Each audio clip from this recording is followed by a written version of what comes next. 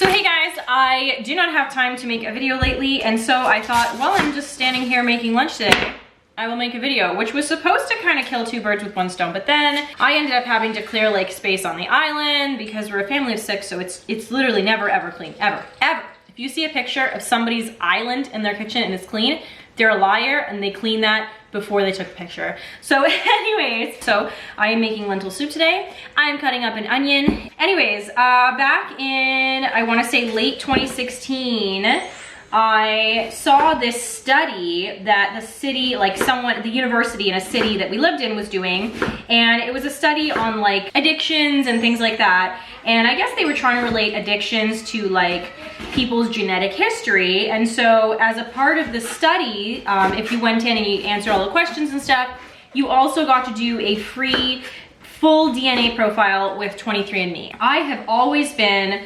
super curious about my genetics because, well, let's see, my family is culturally Jamaican. My mom's side, that is. My dad's side is Italian, as you guys know. But my mom's side is culturally Jamaican, and they all came from Jamaica. I am first generation Canadian on my mom's side. They are all very mixed. They all look very different. And no one really talks about kind of like what our past is and stuff like that. And so I've always been super curious to have a DNA profile done so that I could just find out for myself. And after having this DNA profile done, which I thought was gonna answer so many questions for me, and I think like spiritually it did, as for everything else, like it made things so much more confusing because suddenly I just had all these questions about like where, or at least how my family came to be. Like, how is it that all this stuff happened to make me here in this place? Because as Alex says, absolutely nothing in this universe happens by chance. Like, the chances of anything happening are so infinitesimally small. So anyways, I started looking into family history on like ancestry.ca and stuff like that and trying to piece things together. And I actually ended up finding a whole bunch of family that is still alive today that I just have had no connection with since our mutual relatives died like 20 years ago. Part of my little quest in 2017 when I drove down through the States and I went to visit my step-grandmother in Florida was to ask her a lot of questions about the family and where I came from and stuff like that. Sorry, I finished chopping the onions. I'll be 1 second.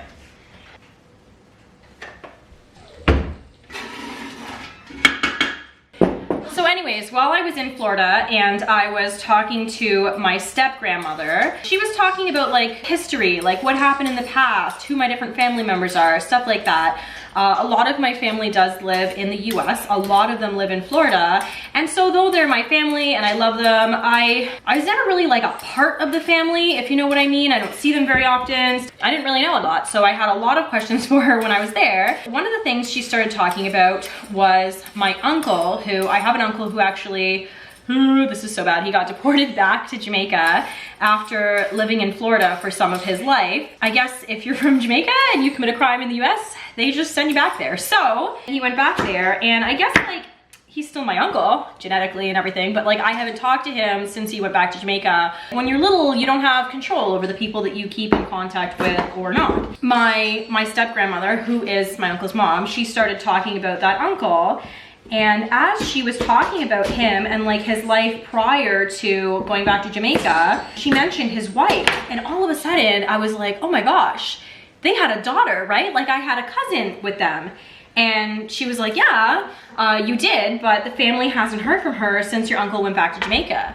And I was like, what? Like, what? Like everyone just accepted that? People were like, oh, okay, well, I guess that person is gone now.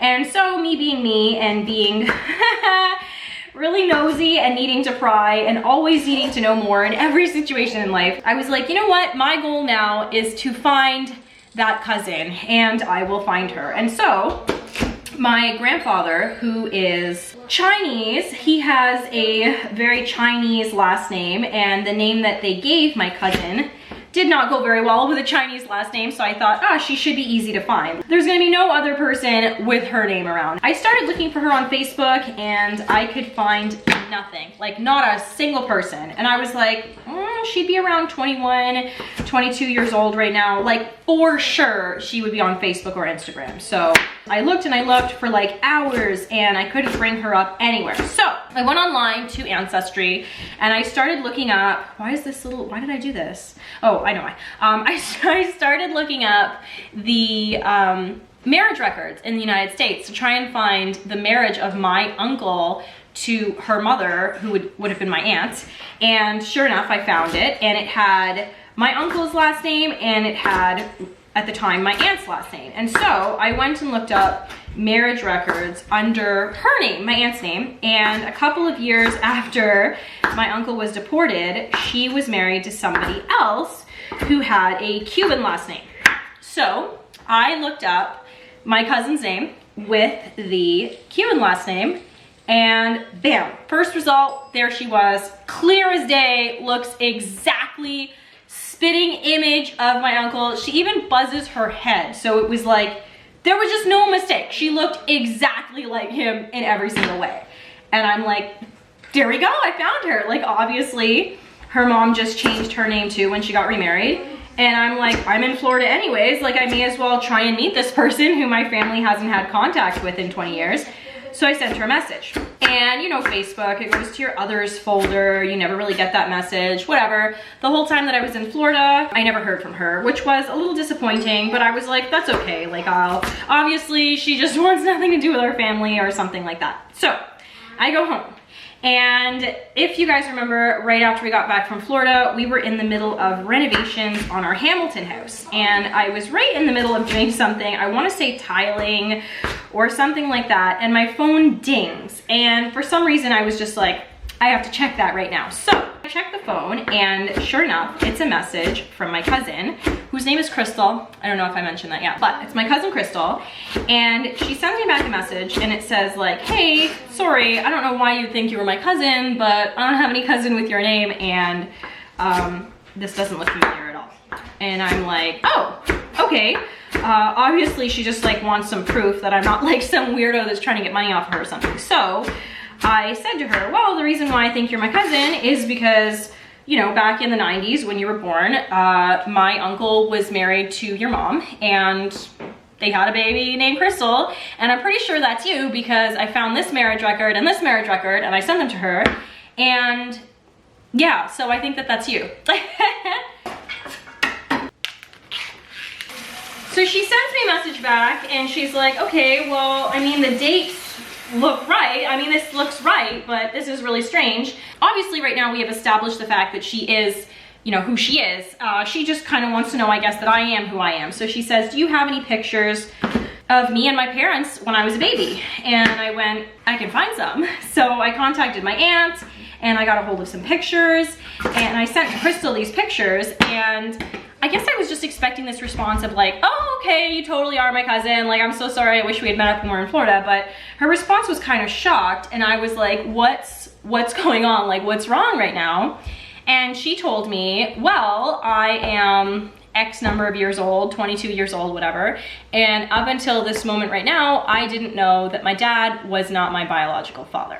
So there was that, which I have to say was probably one of the lowest moments of my life. And I mean, like, I've done some shady things to people in the past, but that was probably the thing I felt the worst about. And not because like I did anything intentionally. Like, obviously I had no idea that she didn't know that she wasn't a part of our family. Like, I legitimately thought like, oh, here's this girl who's, I don't know, maybe even told bad stuff about our family or something like that, and that's why she stayed away. But never in a million years did the thought cross my mind that she wouldn't even know that she was a part of our family. I think that for a while, like for months after that, I really struggled with the idea that I had changed someone's life in such a way. Like, that was totally not my intention. And like, to me, it seems like such a big deal because like, I can't imagine finding out something like that. And it's not that it changes the relationship between you and your father or anything like that, because obviously the man who took you under his wing and raised you for his whole life,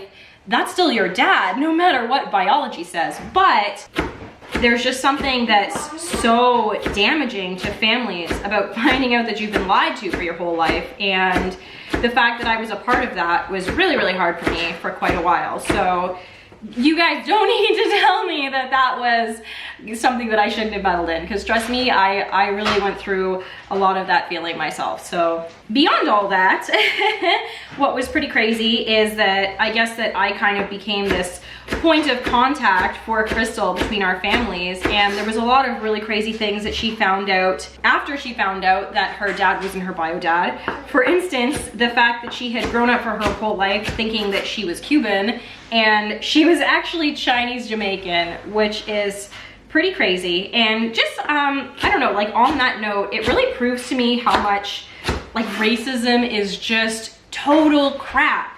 Because there are so many people who might know something about you and think like, I don't know, just stupid racist thoughts towards you because of it. And the fact that like just by you not knowing what your culture is means that you can pass as anything at all for so long means that racism is just like actual garbage that's like completely made up. You know, what are you gonna play? I'm gonna play. Why is there chocolate all over your iPad? That's disgusting. Disgusting! Anyways, there wasn't really some kind of like ending or formal conclusion that I wanted to come to by telling you guys this story. I've literally just been thinking so much about it lately, even though all of this happened like, I want to say like March or April of 2017, which is 3 years ago now. But yeah, in summary, I messaged a young woman in the middle of the night and I told her that I was her crazy cousin from Canada, and her dad was not her bio dad, and also the culture that she thought she was a part of for her entire life, she actually wasn't, and possibly destroyed a couple of relationships in the process, which, yeah, I do think a lot about a lot of the times. And I guess that like something that I have drawn from this whole situation, and something that I frequently think about, is just like lying to our children. And I guess like in this situation, obviously there was a big reason. Like for a mother to take her child and completely remove them from a family that they biologically belong to and say, no, you know what, never ever knowing about these people will be better for you in the long run. Like obviously that's a decision that her mom made as a mother and like from her heart, and like truly she thought that her daughter would benefit from.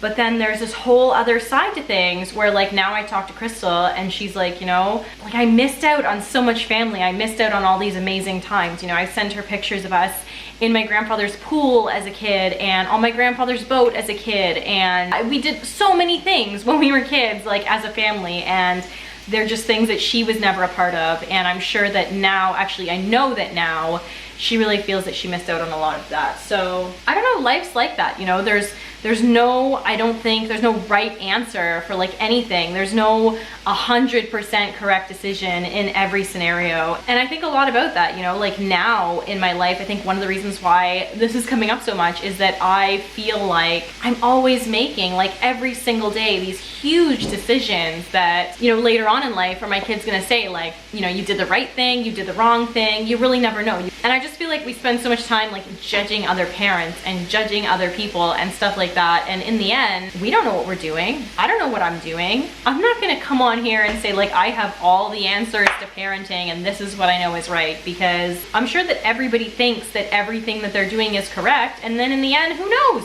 You find out from your kid that something you said at the dinner table when they were, you know, 6 years old was totally wrong and messed them up forever. So yeah, so I'm sure that people are going to ask kind of like if I've met her or like what's happened with Crystal in the last 3 years. Back in summer 2017, I got a hold of my uncle in Jamaica, who is Crystal's father, obviously. I told him that I had found his daughter, but it was a pretty amazing conversation because, you know, this is her dad who's been looking for her for, I think like 21 years at the time since he had last talked to her or seen her. And back in the 90s, it wasn't like today. You couldn't just like look someone up on Facebook or keep track of them online or anything like that. Like when a parent disappeared with their child, that was it. That's like what happened. So kids are having a big fight.